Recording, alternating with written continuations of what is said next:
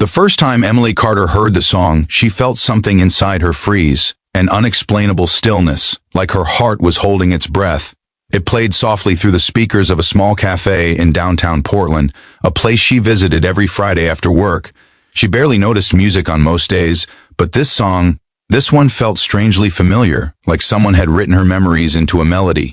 The words felt too precise, the imagery too sharp, the emotions too close to home. And yet, she had never heard the singer before. His voice was soft, aching, and hauntingly beautiful. People around her kept sipping their coffee, unaware that something inside her had quietly shattered. She sat frozen, wondering why the song felt like someone had seen her heart naked long before she ever realized it was exposed. If you believe in kindness, love, and second chances, make sure to like, comment, share, and subscribe to the channel. Your support helps us bring more stories like this to life.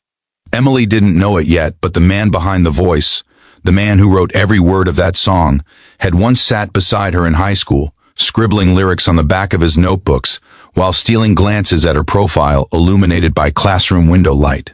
His name was Noah Rivers, and while Emily had moved on with life, switching states, changing jobs, healing heartbreaks, Noah had carried her like a quiet constellation stitched into every melody he had ever written. To him, she had always been the beginning of a dream he was too scared to chase. Years ago, they were just two teenagers in the same school, crossing each other in hallways, exchanging smiles that lasted too few seconds, sharing brief conversations that felt too warm for how little they knew each other. Emily always thought of Noah as the sweet, shy boy with guitar calluses on his fingers and a notebook full of secrets he never read aloud. What she didn't know was that inside that notebook were songs, hundreds of. All inspired by her laughter, her fearlessness, her gentleness, her small kindnesses that she never thought anyone noticed. Noah noticed everything. But life pulled them apart. She moved to California for college. He stayed in Oregon, chasing the dream of becoming a singer-songwriter, a dream powered by love he could never confess. A decade later, Noah had finally become something of a rising artist. One of those musicians who went viral overnight because a single song felt too real, too raw, too heartbreakingly honest. That song was the one Emily heard in the cafe that Friday. It was titled "The Girl in the Window Seat." She didn't know she had been the girl in the window seat every day after school, reading her books near the classroom window, while Noah wrote songs about her from the back row. After that first listen, Emily couldn't shake the feeling. She searched the lyrics online when she got home, found the full track, and listened again, this time with her eyes closed, letting the melody wrap around old memories she didn't know were still alive. Each line felt like a secret someone had kept safe for her.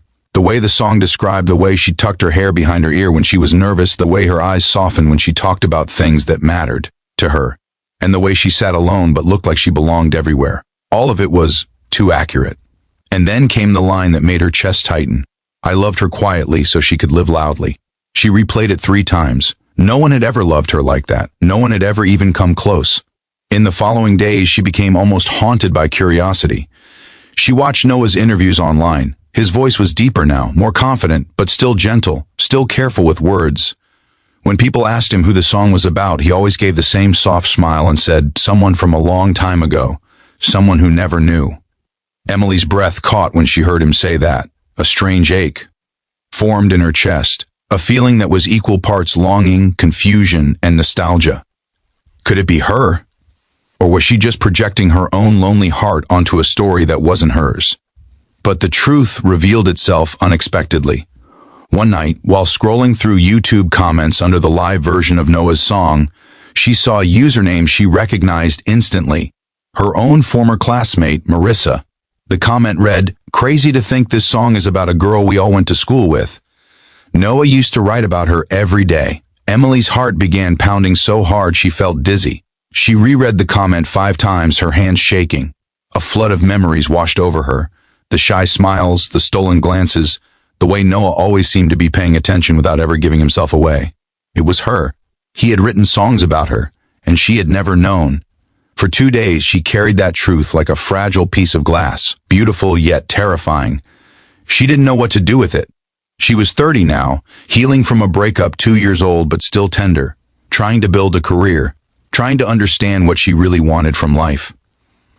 She'd always believed love would come eventually, but she never imagined it might come from someone who had been loving her quietly since they were teenagers.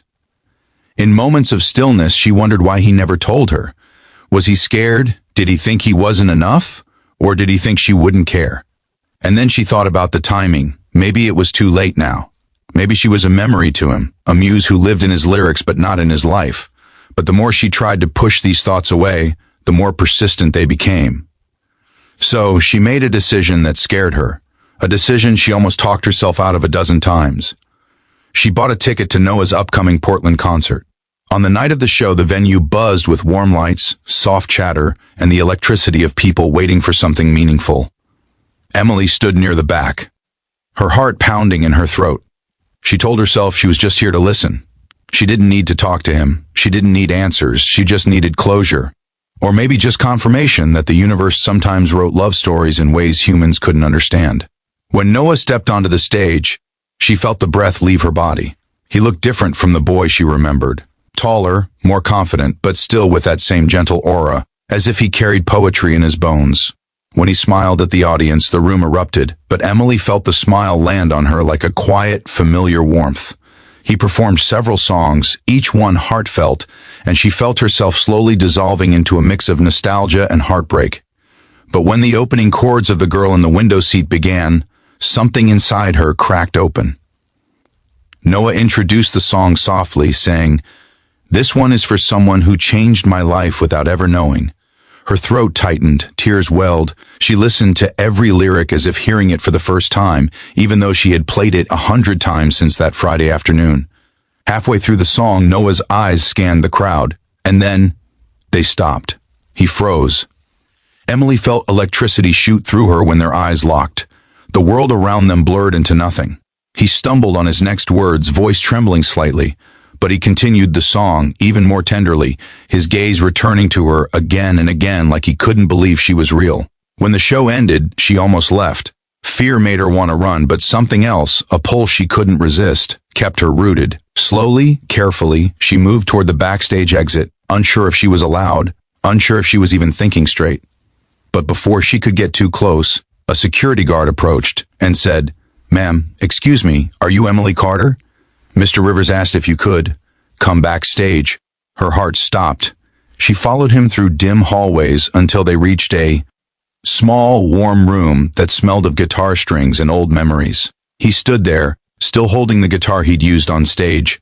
When he saw her, his breath caught visibly, his eyes filling with something between disbelief and relief. For a long moment, they just stared at each other, letting 10 years of silence speak. Emily finally found her voice. Shaky, quiet, but honest. She told him she had heard the song by accident, that she never knew, that she didn't know what to do with the truth. Noah listened, his expression soft, his eyes never leaving hers. And then, in a voice more fragile than she had ever heard from him on any recording, he told her that he loved her back. Then, loved her quietly because he didn't know how to love loudly.